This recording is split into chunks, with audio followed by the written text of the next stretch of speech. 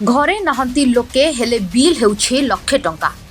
कथाटा मिछ लागुथिले भी पूरा सत।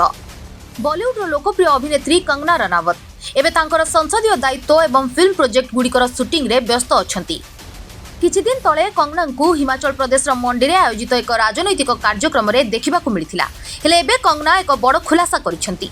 मंडी रे थिबा तांको घरर विद्युत बिल विषय रे चांचल्यकर सूचना देथिले अभिनेत्री। कंगना रनावत तांको मनाली घर पाई मिलिथिबा मोटा अंकर विद्युत बिल पाई कांग्रेस नेतृत्वाधीन हिमाचल प्रदेश सरकार को समालोचना करथिले। से कहिथिले एही मासरे मनाली रे थिबा मो घर पाई 1 लाख टंकार विद्युत बिल आसीछि, जेउठारे से रहु भी नाहंती। मो भाई भौणी मानकू एतिकी अनुरोध, राज्यर उन्नति पाई काम करंतु। राज्य सरकार हेउछंती गधिया एवं मनाली रो लोक मानकू सेमानक कबळरू बाहरिबाकू पड़िबो।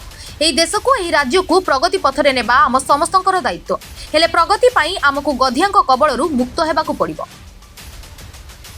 Bureau report ETV Odisha live.